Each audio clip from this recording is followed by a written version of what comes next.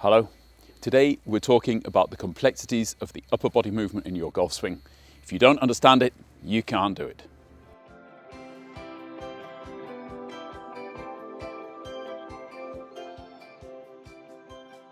One of the things that's most difficult to understand and also to see in a golf swing are the movements that your upper body are actually making or is actually making during your golf swing. I think to understand a golf swing better, it's easier if you kind of separate it. So I tend to teach my students what's happening with their hips and their legs, what's happening with their shoulders and their trunk, and then how their arms and hands and the golf club should follow that. And one of the things that's come up in recent videos is what's been happening really with the shoulders and indirectly the trunk during the golf swing. So I thought I'd kind of elaborate on that a little bit so you've got a better idea. Because there are three distinct movements that you have to synchronize and at times do at the same time in order to get the movement that you're looking for. Now, we've talked about this a lot of times before. Is the idea in the golf swing of making this kind of circular movement with your shoulders as the axis. And that all looks very simple when you're actually looking at it on a camera or watching somebody who's been doing it all their lives. But actually understanding the complexities of this movement is one of the things you're going to need to do in order to be able to practice it correctly, and maybe to improve the mobility in your body so that it's actually able to physically do the movements. So what are the three parts of the upper body movement? Well, the first thing I think is quite simple to see in the swing, and that is the rotational movement that you have in your shoulders and your trunk. This is helped by the rotation that you have in your hips, but it is something which is happening simultaneously to the hip movement and independently of the hip movement. There is an actual rotation of the trunk on top of and over your hips. At the same time, in order to get your shoulders down into the right angle towards the ball, you're going to have to go into what we call a side bend. So you're bending and rotating at the same time. And as you are rotating and bending, you're also extending. So there will be rotation, like internal rotation from your forward shoulder, your lead shoulder in the backswing, external rotation in your trail shoulder in the backswing. The other way around as you come in the downswing, your trail shoulder is rotating internally, your lead shoulder is rotating externally. So you've got to have movement ability with your chest and your trail side and your lead side in order to actually hit the golf ball correctly. In the backswing, what's actually happening is this kind of pulling back of the trail shoulder is helping you to get the club up on plane. As you are doing that in the follow through, it's helping to create this whip effect, this catapult effect by pulling the lead shoulder up. The lead arm is pulled up, tugging on the grip and helping you to accelerate it.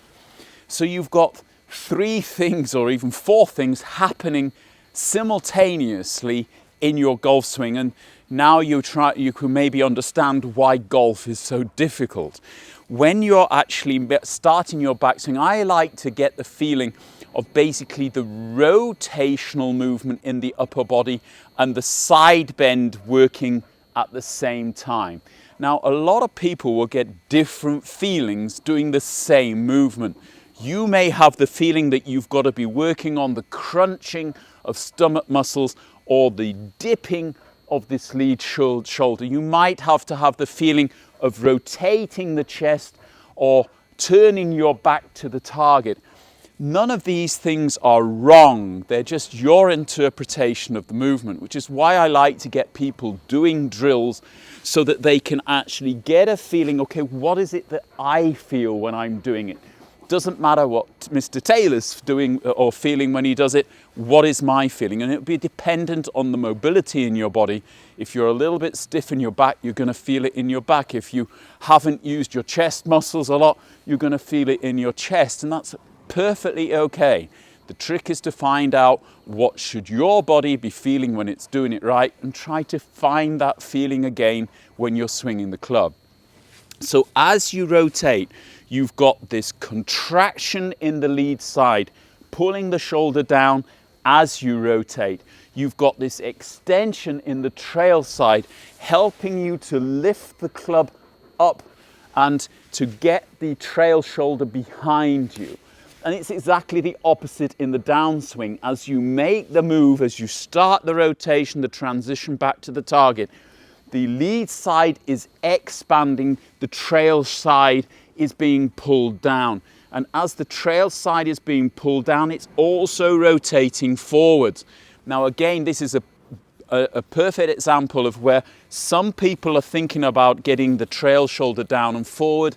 Others are thinking of pulling the lead shoulder back and up. Neither is wrong, neither is correct, neither is more correct. It's all about what you feel and what you can actually distinguish when you're actually making a swing. So after you've actually finished the shot, your body will give you some feedback and you should be able to have a kind of an idea, how did I do in that one? The actual sequence of events then is very difficult to separate.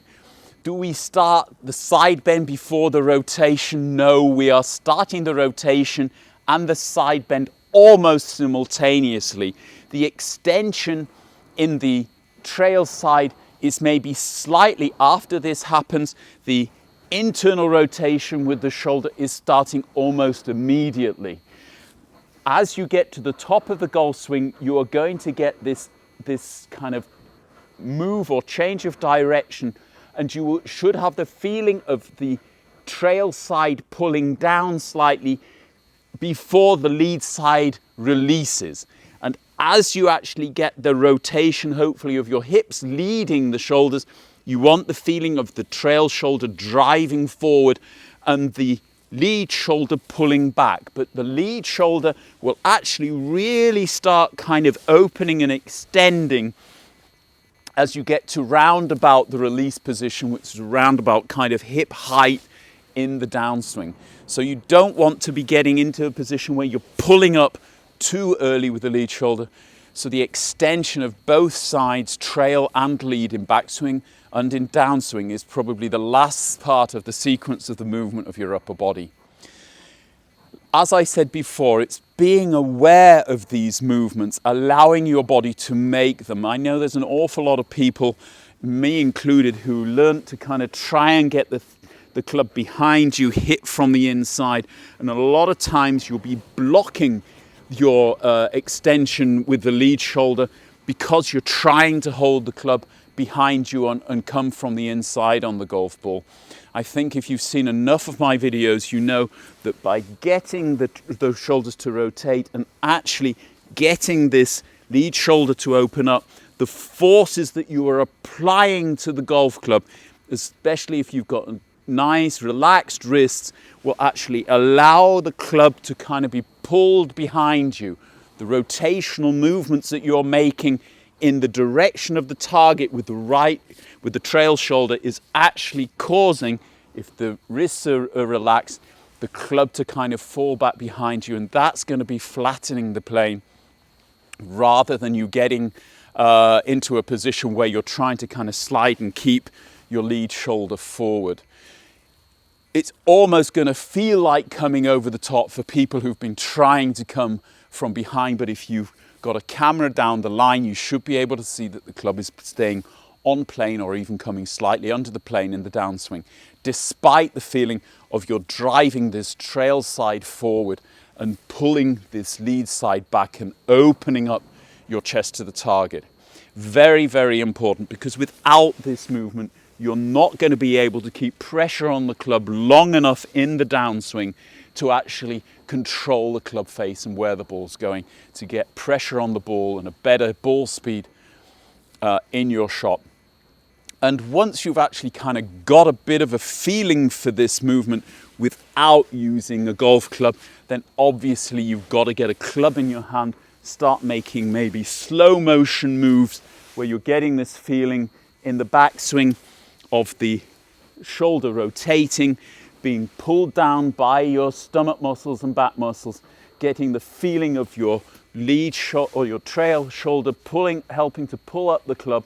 Then as you come down into the transition, you're crunching the trail side, extending the lead side, and keeping a good pressure on the hands through impact. And if everything goes right,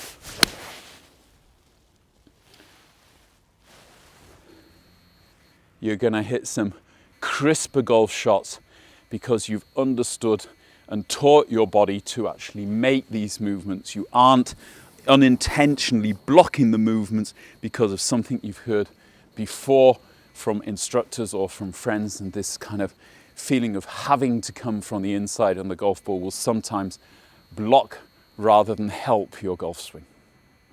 I hope this has cleared it up for some of you who are more interested in what's happening, the kind of complexities of the swing.